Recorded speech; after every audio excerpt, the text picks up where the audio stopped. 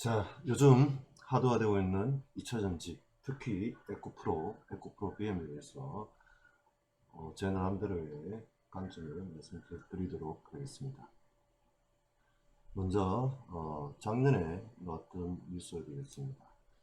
우리의 가장 강력한 우리나라 2차전지의 경쟁사인 CATL이 헝가리에 배터리 플랜트를 짓는다. 그래서 그 부분은 멀스비스와 그 다음에 BMW가 될 것이다. 이렇게 되어 있죠. 실은 우리나라의 에코 프로 BM이 지금 삼성 SDI와 그 다음에 이 헝가리의 데브레첸에 지금 공장을 짓고 있습니다. 그래서 유럽 시장을 겨냥해서 CATL에서도 지금 투자를 한다. 이렇게 작년 8월 달입니다. 그래서 이 자료는 대부분 작년 8, 9월 달에 제가 나름대로 스크랩을 하고 분석을 했던 자료입니다. 자, 그래서 여기에 CATL가 헝가리에 머세디스하고 벤츠의 CATL 공장을 짓는다. 여기 셀 합자 공장이 되어 있습니다. 그래서 여러분들이 유튜브에 들어가보시면 벤츠 자체의 셀 공장도 보실 수가 있습니다. 그래서 규모는 크지 않지만은 벤츠의 자체의 셀 패키징 공정을 하고 있는 공장의 모습을 보여주고 있습니다. 그래서 요즘 최근에 우리 눈에도 EQA라는 EQA, EQS까지 있던데 그런 부분에 대해서 많은 전기자동차가 벤츠에서도 판매되고 있고, 그 다음에 BMW에서도 하이브리드 모델 그리고 전기차 모델이 많이 보이고 있습니다. 자, 그런데 CATL은 아직까지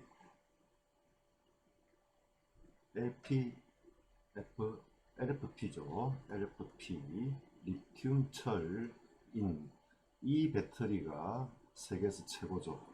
그래서 어떻게 보면 우리나라의 업체들이 하고 있는 삼원계 NCM 또는 40A가 붙어 있는 요 배터리의 이 프리미엄 제품이라고 볼 수 있죠. 여기에 대해서는 아직 CATL이 제가 볼 때는 기술이 올라와 있지 않다고 분석이 되고 있습니다. 그리고 노스볼트가 유럽계죠. 우리나라의 동진 세미킴이라든지 여러 한국의 2021년인가요? 21년부터 22년 초반까지 한국에 있는 업체와 중국에 있는 배터리 소재 업체 이런 부분들과 배터리를 만드는 걸로 알고 있습니다. 그렇지만은 아직까지 실제 양산으로 가기에는 좀 문제가 있어 보인다는 그런 기사들이 종종 보였습니다. 그래서 이 부분은 결국에는 성능과 수율의 문제가 되겠죠. 그래서 성능도 중요하지만 또 수율이 중요하죠. 배터리를 만들었는데 분량이 많다면은 그 비용들이 다 제품 가격에 전가되기 때문에 수익성이 안 남죠. 물론 이제 지금 현재 그렇지만은 앞으로 또 어떻게 될지도 모르는 상황입니다. 자, 그리고 BMW가 배터리의 프로덕션을 더 확대한다. 그래서 이 부분에서 지금 BMW도 지금 배터리 이 부분에 대해서 전기차로 가는 부분을 확장한다면 이 배터리에 대해서 어떻게 스파이 체인을 형성하고 어느 파트너와 같이 갈 것인가 이 부분이 가장 고민이 되는 부분이 될 겁니다. 그래서 뭐 기존의 강력을 본다면 삼성 SDI가 가장 유력하다고 볼 수 있지만은 실제 지금 우리나라의 셀 3사도 지금 현재 미국 내의 전기차 비중이 5%밖에 안 되는데 5%도 채 안 될 건데 이 부분이 10% 두 배만 올라가도 셀 3사는 물론 소재 업체의 캐파는 좀 더 쇼티지가 날 겁니다. 그래서 이런 부분에서 삼성 SDI가 하고 있지만은 다른 여러 회사와 또 중국계와 할 수 있는 여지가 있다. 그래서 제가 저번 방송 드렸지만은 IRA법이 구체화되면서 중국의 이 업체들은 미국에 진출하기에는 무리가 있고 유럽으로 발을 돌릴 가능성이 많다. 이 부분에서 세력을 확장할 가능성이 많다. 그리고 최근 미국에서는 포드와 또 테슬라와 합작사를 만들었다고 이제 중국의 CATL인지 이런 기업들이 나오는데 이 부분에 대해서 본다면은 합작사라고 말하기도 어려운 부분이 지분이 전부 다 100%가 미국의 포드라든지 테슬라가 소유를 하게 됩니다. 그래서 어떻게 보면은 합작사의 개념이라기보다는 기술 수출이다 이렇게 봐야 될 부분이 클 것으로 보입니다. 그래서 물론 계약서의 상세 내용을 저희들이 볼 수는 없지만 합작사가 된다면 1%라도 지분이 투입이 돼야 될 건데 100%가 미국 기업이 소유한다. 이 부분에 대해서는 현재 미국과 중국의 대립적인 관계, 특히 반도체와 또 EV와 배터리에 대한 이 부분의 전략적인 경쟁 관계와 견제에 대한 부분에 있어 가지고 생각할 부분이 큰 것으로 보이고 있습니다. 자, 그러면 이제 앞에서 CATL이 유럽 헝가리에 진출한다 되어 있지만 이보다 먼저 우리 삼성 SDI와 에코프로 BM이 헝가리의 데브레첸에 지금 배터리 공장을 짓고 있습니다. 그래서 삼성 SDI의 헝가리 게드에 있는 공장이 있고, 그 다음에 지금 여기서 200km 떨어진 데브레첸이라는 이곳에 에코프로 BM이 배터리 소재 공장을 짓는다. 그래서 이 부분에 대해서 우리가 조금은 좀 분석이 필요한 부분이 있습니다. 그래서 200kg가 되는 이 부분에서의 어떤 물류 그리고 운송 비용 또 업무적인 효율을 생각했을 때 왜 굳이 200km나 떨어져 있는 데브레천에다가 에코프로 BM이 공장을 짓느냐. 그래서 어떻게 보면은 BMW가 제가 정확하게 모르지만 BMW가 데브레첸 요 근처에 있는 걸로 공장이 있는 걸로 얼핏 본 것 같습니다. 그래서 BMW와 더 근처에 에코프로 BM의 배터리 소재 공장이 지어진다. 그러면 앞으로 이 게드 공장도 있지만은 이 데브레첸 이쪽에도 삼성 SDI의 배터리 플랜트가 세워질 가능성도 많다. 아니면은 이 데브레첸의 에코프로 안에 합작 지분을 통해서 삼성과 에코프로 BM이 협력할 가능성도 많다. 아니면은 BMW가 이렇게 또 자체 배터리 플랜트를 가지고 합작, 즉 협력을 할 가능성도 있다. 이런 부분을 우리가 생각해야 될 부분으로 보입니다. 자, 그래서 저번 방송 말씀드렸지만은 이 전기차에 대해 가지고 지금 우리가 특히 한국에 관련된 부분들은 현대기아차 전기차도 있지만은 배터리가 세계 최고의 기술과 그리고 먼저 선투자. 그래서 어떻게 보면 현재는 초격차를 가지고 있습니다. 물론 중국이 있지만은 미국의 IRA법에 의해서 중국은 우리한테 상당히 불리하기 때문에 지금 이 시기에 초격차를 벌려서 가야 되는 시점이 되겠습니다. 자, 그 다음에 이제 요게 이제 작년에 IRA법이 대해서 거론이 되면서 리튬, 니켈. 그래서 배터리에 가장 많이 필요한 부분이 리튬 이온 배터리다 보니까 리튬이 필요하고, 그다음 양극재 부분에 니켈, 이 부분이 가장 많이 필요합니다. 그래서 러시아, 우크라이나 전쟁이 발발한 작년 4월 5일인가요? 리튬 가격하고 니켈 가격이 급등을 했죠. 그래서 이 부분들도 러시아와 우크라이나 쪽에, 특히 러시아 쪽에 광물 자원들이 많은 것으로 알고 있습니다.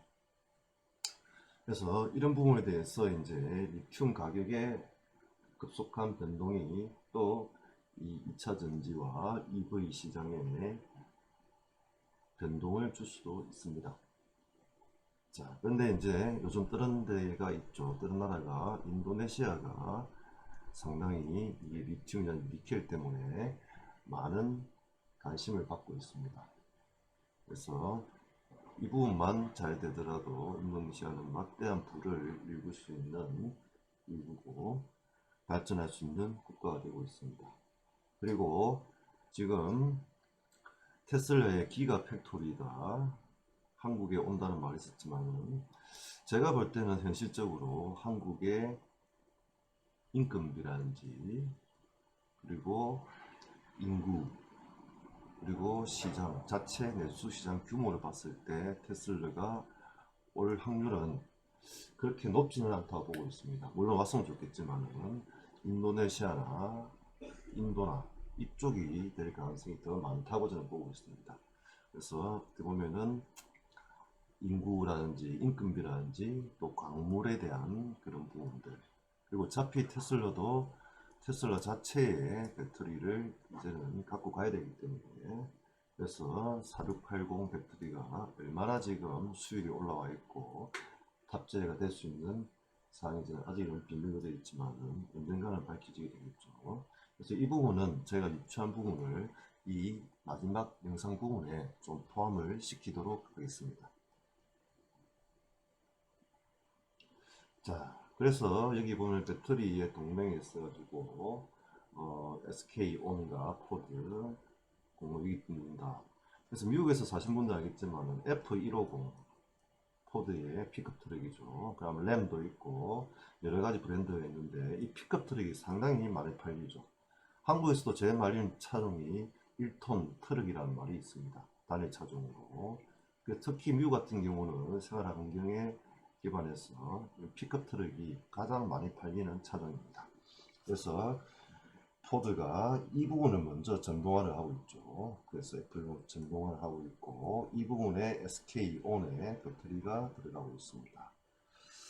그리고 지금 현재 IRA법이 발효가 더 구체화되면서 사실 LG라든지 삼성이라든지 SK가 있지만 가장 현지화가 늦은 지금 급속하게 이루어지겠지만 삼성이 당분간은 조금 뒤처지고 있죠. 그래서 이 부분이 물론 우리나라의 최고의 자산을 갖고 있는 삼성그룹이기 때문에 가장 급속하게 또 이 부분이 빨리 이루어질 것이라고 보고 있습니다.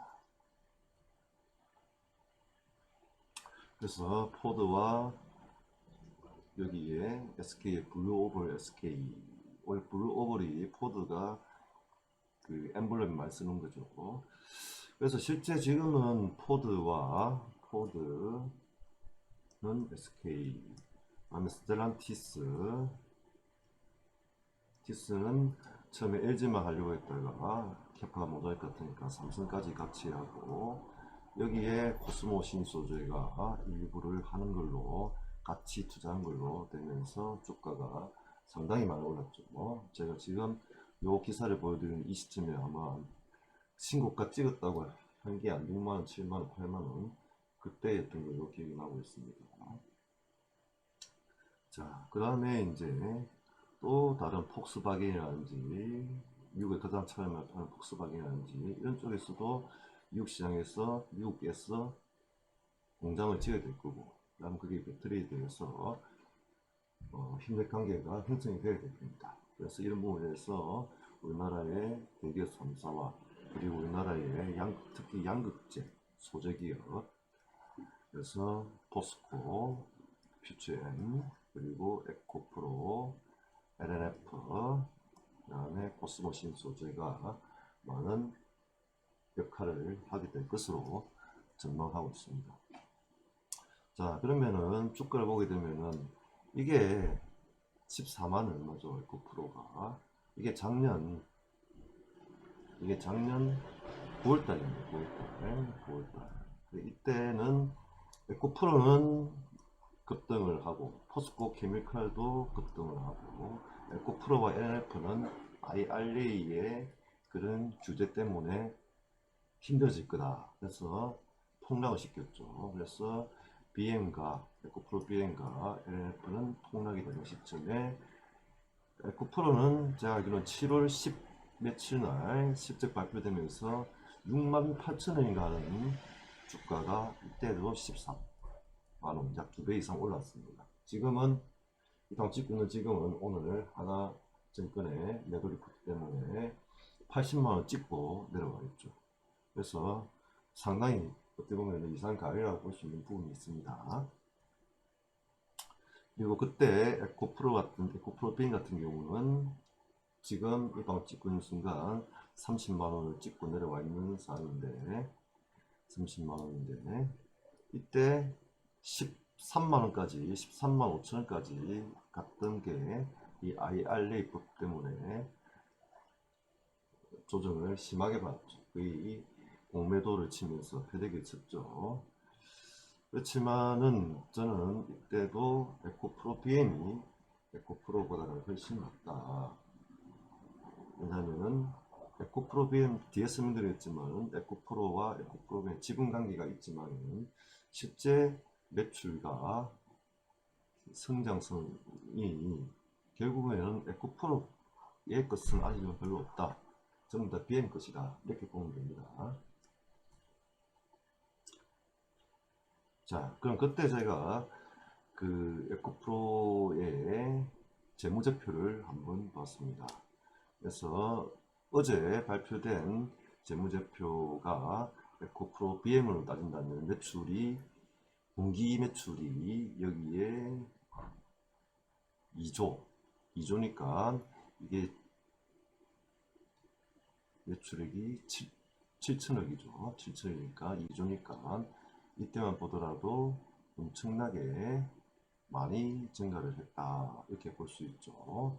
그래서 2019년에 무려 그냥 70억이죠. 70억일 겁니다. 70억이고, 70억, 그 다음에 85억, 그러다가 150억, 제가 당연히 잘못 보고 있나요?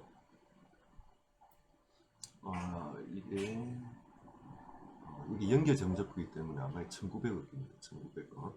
그래서 작년에 본다면은 작년 상반기 1, 4분기, 2, 4분기 그때의 매출이 약 2조 정도 되었죠. 근데 이번에는 24년도 1분기에 23년도 1분기에 2조가 나왔습니다. 2조. 자, 그리고 그래 된다면은 올해 잘 된다면은 올해 23년도는 10조가 달성이 될 겁니다. 10조, 매출 10조. 그리고 영업이익률은 지금 봤을 때 한 5% 정도로 보이고 있습니다. 물론 이 부분도 환율과 그리고 리튬, 니켈, 공업에 대한 재료비를 어떻게 소진, 어떻게 바인딩 계약에 포함이 되어 있는지도 봐야겠죠. 그래서 하여튼 올해는 10조 정도가 예상이 됩니다. 그래서 어떻게 보면 폭발적인 매출 성장을 하고 있다. 이렇게 밖에 볼 수 없습니다. 물론 지금 여러 언론이나 여러 제 지인들까지도 저한테 전화가 왔어요. 제가 늘 2020년도 1월달, 2월달, 즉 19년도 11월달부터 에코프로 BM 관심을 가져야 된다. 그리고 포스코 케미칼도 관심을 가져야 된다. 할 때는 전혀 관심도 없더니 요즘 저한테 전화 온 사람이 좀 많습니다. 그래서 저는 사지 말라고 합니다. 지금은. 그래도 길게 본다면 사라고 합니다. 그래서 제가 주식을 사라고 하는 방송이 아니기 때문에 저는 단지 산업과, 우리나라의 산업과, 그리고 엔지니어링, 이 부분에 대한 기술과 교육에 대해서 관심 있는 사람으로서 그냥 산업의 동향이라든지 우리가 해야 될, 관심을 가져야 될 부분을 주 골자라고 있는 방송이기 때문에 이 부분은 그렇게 자세히 말하지 않겠습니다. 자, 그러면은 이제 여기서 우리가 에코프로 BM에서 오늘 에코프로에 대해서 매도 리포트 놓으면서 약 7% 정도 떨어지고 있습니다. 그래서 제가 요거는 작년에 네이버 게시판에다가도 제가 올렸던 글인데, 자, 저도 공대 쪽 출신이지만 기업에 오래 근무하다 보니까 재무제표라든지 회계 분석을 나름대로 잘합니다. 그래서 뭐 반풍수지만은 해보면은 에코프로를 보게 되면은 에코프로는 실제 매출액이 별로 없습니다. 그래서 에코프로의 매출은 결국에는 에코프로 BM의 연결 재무제표에 의해서 생기는 겁니다. 지금 요거는 별도 기준의 재무제표입니다. 그래서 이때가 만약에 앞에 나왔던 요 에코프로 BM의 이게 에코프로의 이게 연결 재무제표입니다. 이 연결 재무제표인데, 근데 이 재무제표에 나와 있는 매출의 대부분은 에코프로 BM이 다 만들어낸 겁니다. 그런데 이 부분을 별도 기준, 별도 기준으로 우리가 회계법에서 보게 되면은 에코프로 자체의 매출은 뭐 해봤자 많이 해봤자 한 800억 정도밖에 안 되고 있습니다. 이 부분이고, 영업이익도 실제 한 280억 그래서 밖에 안 되고 있는 상태입니다. 그래서 에코프로는 사실 어떻게 보면 홀딩 컴퍼니죠. 우리가 지주사라 부르죠. 그래서 어떻게 보면은 밑에 자회사의 지분을 갖고 거버넌스를 행사하고 있는 그런 자회사, 지주회사죠. 지주회사. 그래서 실제 지주회사에 대해서 우리나라는 상당히 인식이 박하죠. 제가 옛날에 LG가 지주회사를 만들 때 투자를 유심히 한 적도 있지만은 사실 지분율에 따라서 그렇게 평가를 못 받고 보통 50%만 그 지분율의 가치 50%만 인정해줘도 상당히 높게 치운다 이렇게 우리가 보통 이야기를 합니다. 그래서 실제 이런 부분이 LG 엔솔과 그리고 LG 하학의 관계에서도 우리가 좀 고민되는 부분이 많죠. LG 하학이 LG 엔솔의 80% 이상을 아마 지분을 갖고 있는 걸 알고 있습니다. 그렇게 본다면은 LG 엔솔이 10몇 퍼센트 정도만 15%만 갖고 있는 그 지분으로 그만큼 가치가 나온다는 것도 저는 좀 의아한 부분이라고 저 개인적으로 생각하고 있습니다. 자, 그래서 이게 이제 별도 재무제표죠. 그래서 실제 에코프로의 모든 매출의 모든 이익은 에코프로 BM에 끌고 와서 연결 재무제표에 생기고 있다. 이렇게 생각하겠습니다. 그렇기 때문에 이 부분이 하나증권에서 오늘 에코프로를 팔아라.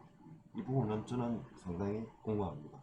또 지금 투자하고 계신 분들이 제가 욕할 줄은 모르겠지만 아까 앞에서 보여드린 재무제표를 봤을 때 물론 에코프로 머트리얼이라든지 몇 개의 자회사의 추가적인 상장을 준비를 하고 있습니다. 하고 있지만은 실제 지금 에코프로는 실제 사업을 돈 버는 회사가 아니고 에코프로 BM에서 생기는 매출과 이익으로 이 부분이 부각이 되고 있는 부분이죠. 근데 지금 현재 에코프로 BM이 어제 기준으로 시총이 29조 그리고 에코프로가 시총 20조 이 부분은 좀 제가 볼 때는 좀 비정상적이다 이렇게 저는 개인적으로 생각하고 있습니다. 그러면 왜 이런 일이 생기느냐? 자, 어제 발표된 2023년 4월 11일에 발표된 영업 실적 작년 공시를 보도록 하겠습니다. 먼저 에코프로 BM. 자, 그래서 작년 대비 전기 실적 대비 아주 매출이 많이 늘고 그 다음에 영업이익도 많이 증가를 했습니다. 그리고 여기 보시면 에코프로 BM도 여기다가 그래서 에코프로에서 요 매출에서 BM 그 빼고 나면은 뭐 거의 실제 에코프로의 매출과 이익이다 볼 수 있을 겁니다. 그러면 그 차액 별도의 매출 대비 제가 얼핏 본 바에 의하면은 이익률은 상당히 높더라고요. 왜냐면은 지주회사이기 때문에 그럴 수밖에 없죠. 물론 이제 금융 비용이라는 이 부분도 이제 좀 잘할 수 있지만은 자 그래서 실제 어떻게 보면은 이런 부분에 있어 가지고 우리가 별도 재무제표와 연결 재무제표에 대해서 여러분들이 알아야 된다. 그런 부분을 저희가 한번 보여드리는 부분이 되겠습니다. 그 다음에 저도 다른 일 해야 되기 때문에 빨리 끝내겠습니다. 그리고 여기 보시면은, 자, 그러면 왜 이런 일이 생기느냐? 그러면 지분 구조를, 거버넌스를 보도록 하겠습니다. 그래서 에코프로 BM은 에코프로가 약 46%와 여기에 있는 이룸 TMC라는 이동체 회장의 가족 회사가 50% 이상을 지분을 소유하고 있기 때문에 여기에 대해서 우리가 M&A라든지 이런 어떤 공격적인 이런 이슈가 생길 수가 없습니다. 생길 수가 없죠. 그래서 사실은 에코프로가 여기를 완전히 종속하고 있다고 보실 수 있죠. 만일에 이 부분이 에코프로와 이동최장의 이동 TMC가 30%, 30% 아니면 한 25%만 되더라도 다른 코스닥 상장사처럼 이렇게 뜨는 사람이라면은 거버넌스와 M&A 문제 때문에 에코프로 BM의 문제, 이 주가는 엄청나게 올랐을 겁니다. 상상을 초월할 만큼의 거품을 끼워서 올랐을 겁니다. 그렇지만은 이런 지배 구조를 봤을 때 이 회사는 에코프로에 종속된다. 그러면 에코프로에 대해서 보게 되면 이동체장이 계속 사모으고 있는 걸로 얼마 전에 공시가 되었죠. 그래서 에코프로 자체에 가서 사모으고 있고 자사주. 그래서 보면은 이렇게 에코 이동채 회장님과 그리고 여기 있는 이룸 TNC와 여기 있는 이 가족 지분을 그리고 자회사 지분을 다 합치보면은 에코프로는 아직도 조금 공격받을 수 있는 지분의 안정적 지분은 아니다. 물론 안정적이라 볼 수 있지만은 이렇게 큰 지총을 다시 사들여서 들어오기도 쉽지는 않은 상황이죠. 제가 만약 전략적인 M&A를 투자한 사람이라도 지금 이 가격에서는 못 쳐들어둡니다. 지분을 늘리기 위해서. 그러면은 여기서 봤을 때 한 25%도 안 되는 이 지분을 가지고 이제 에코프로를 방어를, 경영권을 방어하고 그 경영권으로 에코프로 BM을 방어를 한다. 그러면 요거만 에코프로만 방어를 하면 되는 거죠. 그렇기 때문에 에코프로가 실제 이익이라는 매출은 비행권을 다 끌고 와 있지만은 이 부분이 오버레이팅이 되기도 하고 부각이 되는 부분입니다. 근데 만약에 이제 실제 제가 생각하는 경제에서는 뭐 작년에 룸으로 돌았던 삼성전자나 삼성 SDI나 삼성 쪽에서 배터리의 50%의 단가를 차지하는 양극재 이 부분을 뭐 전략적인 제거를 한다든지 지분 투자를 한다든지 아니면은 뭐 인수를 한다든지 이런 부분이 생겼을 때 그러면은 경영권 프리미엄을 해서 이 부분에 대해서를 이제 값을 치르겠죠. 그러면은 우리 개인 투자자들한테는 어떨까? 그 부분은 다시 한번 생각해 볼 필요가 있는 부분이 되겠습니다. 자, 그리고 지난 주말에 잠시 예측이 되었지만은 미국의 환경청 EPA가 Environmental Protection Administration입니까? EPA가 원래는 2030년까지 EV의 비중을 60%까지 해라고 했습니다. 이 부분은 자동차의 카메이커, 자동차 메이커에게 당신네들이 미국에서 자동차를 팔면서 추징, 어떤 가진금을 안 물기 위해서는 당신들이 파는 자동차의 60%는 EV를 팔아라. 이 법안을 2032년으로 2년 더 미루면서 67%까지 올려라. 이렇게 이제 지금 법안을 수정하겠다. 이렇게 이야기를 하고 있습니다. 아마 이 부분은 그렇게 추진이 될 것 같습니다. 그러면은 미국 내 기업들도 그렇고 또 전 세계의 자동차 메이커들, 미국 진출 메이커들도 이런 부분을 맞추기 위해서는 지금부터 급속하게 전동화 비율을 올려야 됩니다. 그래서 실제 67%까지 간다는 얘기는 거의 3분의 2가 전기차가 된다면은 이때는 거의 100%가 전기차라고 보시면 됩니다. 제 생각에. 왜냐면은 모두가 다 전기차 타는데 그때 가스 스테이션 가가지고 가스를 넣고 뭐 이렇게 하는 그런 차를 타고 다닐 수가 있느냐? 물론 이 법안이 정상적으로 시행이 된다면은 그렇게 생각해 볼 수밖에 없죠. 그냥 거의 100%라 보시면 됩니다. 제 생각에는 그렇게 될 것이다. 꼭 우리가 스마트폰이 2009년입니까? 2009년 이때 살금살금 우리한테 시장에 우리 소비자들한테 많이 손에 쥐어지게 되었죠. 그 지금 좀 지나니까 지금은 어떻습니까? 지금은 폴드폰을 쓰는 사람은 거의 폴드폰이라는 건 아예 그냥 우리가 휴대폰 하면은 폴드폰의 이미지를 생각하지 않죠. 그런 거와 똑같은 개념으로 인식이 될 수 있다. 그리고 또 하나 우리가 유심히 봐야 될 거는 얼마 전에 언론 나왔던 환경에서 나왔던 테슬라의 공동차업자 JB 스트라우벨 이 사람이 다시 테슬라의 임원으로 갔다. 이 사람은 실제 테슬라를 기술을 개발한 사람이 이 사람이 주역이죠. CTO였죠. 예전에 CTO였죠. CTO. 테슬라 CTO였고 사실 일론 머스크는 테슬라가 시장에 진입해서 성장할 수 있도록 도운 사람이죠. 자, 그래서 우리가 이 스타우벨이 테슬라에 나와서 레드우드 머터리라는 배터리 회사를 만들었습니다. 그거를 3.7억 달러짜리 약 4조짜리 배터리 회사를 만들었죠. 여기에 관계된 게 장기 계약을 맺은 걸로 알고 있는 NF가 여기에 양극재를 공급하고 있죠. 그래서 어떻게 보면은 레드우드의 배터리가 또 테슬라 자체 배터리 있지만은 테슬라에 들어갈 것이다. 이렇게 볼 수 있죠. 그리고 이 사람이 다시 테슬라의 임원으로 들어갔다, 영입이 되었다. 이 부분들은 앞으로 테슬라에서 또 배터리가 어떻게 될지.